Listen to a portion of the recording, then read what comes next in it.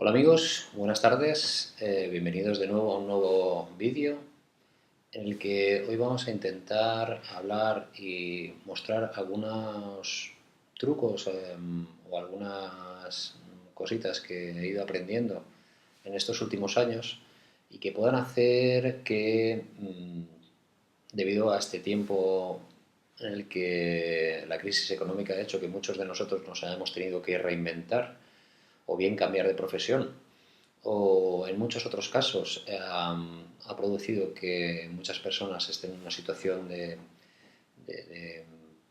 ¿cómo diría yo?, parálisis, ¿no? Sin saber muy bien a dónde ir y qué hacer. Y desgraciadamente con las cargas económicas provenientes de un tiempo en el que las cosas fueron quizá demasiado bien, ¿no? Y eso ha producido un poquito de frustración, ¿no? Pues eso es un poquito el objetivo de hoy, a enseñar cuáles son las características del mercado actual, este mercado tan cambiante que hay, ver qué posibilidades hay de poder tener éxito y decidir una de las dos opciones que tenemos hoy en día, que es bien seguir en el mercado actual y en la profesión que hemos elegido o bien cambiar de profesión.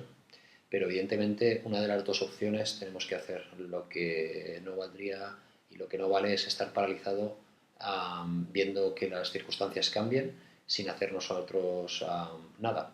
Entonces vamos a ver qué cosas podemos hacer y qué cosas hace la gente con éxito. Bien, pues empezamos un poco a explicar qué cosas podríamos hacer en este periodo en el que las cosas no son tan fáciles como antes, como hace unos años, y ello equivale a hacer cosas diferentes a las que solíamos hacer y cosas diferentes a las que hacemos para poder tener un resultado diferente. Evidentemente, si seguimos no haciendo nada, va a ser difícil que las circunstancias cambien a nuestro favor y esperar que vengan tiempos mejores. Eso nunca vamos a saber cuándo ni cómo vamos a salir de aquí, ¿no? Entonces, lo mejor es iniciar el camino. ¿Qué camino? Pues como veremos más adelante, y decía anteriormente en la presentación del vídeo, veremos más adelante que tenemos dos posibilidades. Y las veremos un poquito más adelante. Pero se trata de decidir, no estar en una actitud pasiva, sino activa. Empezamos un poco con una gran frase, ¿no? Que decía esto, que evidentemente cualquier cambio implica miedos ante lo desconocido, pero peor es la rutina. Esta rutina actualmente que no nos está llevando a ningún puerto bueno, ¿no?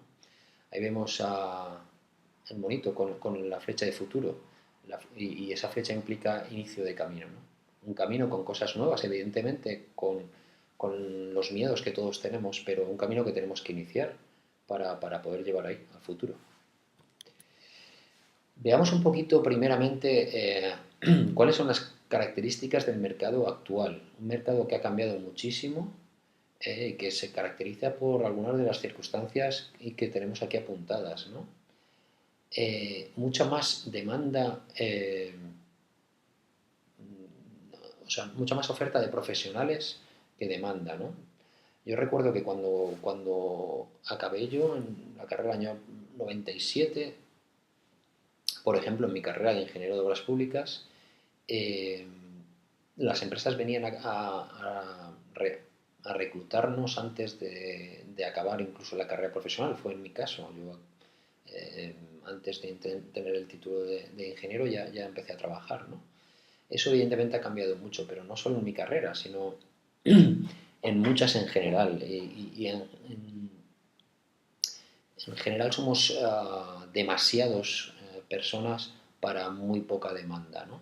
Entonces eso equivale a tener mucha más competencia que entonces y ahí en ese mundo es en el que nos tenemos que mover, en el tema de ser competitivos. Uno lo puede tener en su genética, ser más competitivo que otras personas, pero evidentemente tenemos que luchar. veremos un poquito qué cosas y hacia dónde y con qué armas tenemos que luchar, ¿no? Es un mercado que cambia con mucha facilidad, con demasiada rapidez.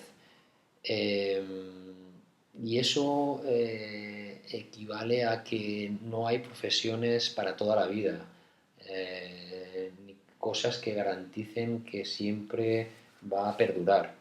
También una característica del mercado es que el tema del consumo, producimos las cosas demasiado rápido y muchísima cantidad. Entonces, es difícil que el mercado pueda absorber, por ejemplo, la cantidad de coches que se hacen y con la rapidez que se hacen. Eso puede equivaler un poco a que se reajuste también el tema de la demanda, ¿no? La globalización hace tambalearse la cultura del bienestar. Eso bien lo entendemos los que hemos estado atravesando estos años de bonanza en lo que lo más normal era trabajar cerca de casa, con buenos salarios y tener un poco de todo. Digo tener la sensación de bienes posesivos, que nada que tiene que ver evidentemente con la felicidad, pero siempre nos ayuda, ¿no? El tener bienes posesivos, ¿no? Desgraciadamente, a raíz de esta demanda superior, fundamentalmente la oferta de trabajos es mucho menor a la demanda que hay de empleos, hace que la competencia baje los precios. Como consumidores, evidentemente lo notamos a favor en el que muchos artículos que podemos comprar hoy, pues lo tenemos a precios mucho más bajos que antes, pero a nivel profesional también lo sufrimos en este caso, ¿no? Trabajos que antes hacíamos por una cantidad económica mucho mayor, pues ahora para poder competir tenemos que pelear con precios más bajos porque así es el mercado que tenemos ahora mismo. Evidentemente eso suele atraer un tema de bajada de la calidad, ¿no? Y eso desgraciadamente es algo en el que hay muchos que no estamos de acuerdo porque entendemos una forma de hacer los trabajos y viene un poco en contra de uno de nuestros valores, ¿no? Que es el trabajo realmente bien hecho. Pero es un poco el mercado que hay, ¿no? Hay que saber, más que juzgar, hay que saber un poco conforme están las cosas, ¿no? Trabajar en el extranjero es una de las salidas que hoy en día se está planteando mucho. Sin embargo, tampoco es la panacea ni tampoco es como las películas que veíamos de los años 60, 70 españolas, en la que los trabajadores españoles iban a Alemania y con eso ganaban un sueldo extraordinario para luego venir aquí y poder hacer su vida más fácil y tener posesiones, ¿no? Irse a trabajar al extranjero es una de las salidas. Puedes ir con alguna empresa nacional. Antiguamente, como decía y como sabéis, trabajar en una empresa nacional en el extranjero implicaba tener sueldos muy, muy grandes, ¿no? En comparación con el sueldo nacional. Hoy en día no. Hoy en día para salir al extranjero es una opción porque todas las personas no están en deseos de salir, pero los sueldos son ligeramente superiores, pero no muy superiores a lo que estaría cobrando una persona aquí, ¿no? Un profesional aquí. Evidentemente salir al extranjero implica hacer sacrificios personales, porque bueno, culturalmente, familiarmente, climatológicamente, pues bueno, no hay nada como estar cerca de casa, ¿no? Y con este clima que tenemos, ¿no? Bueno, hay que estar preparado para hacer ese tipo de sacrificios. Y luego tenemos que competir en el extranjero. Y en el extranjero hay mucho de todo. Yo recuerdo alguna de las experiencias y he tenido la fortuna de poder conocer otros mercados y acudir como ingeniero a países en los que había mucho por construir, pero también había muchos profesionales.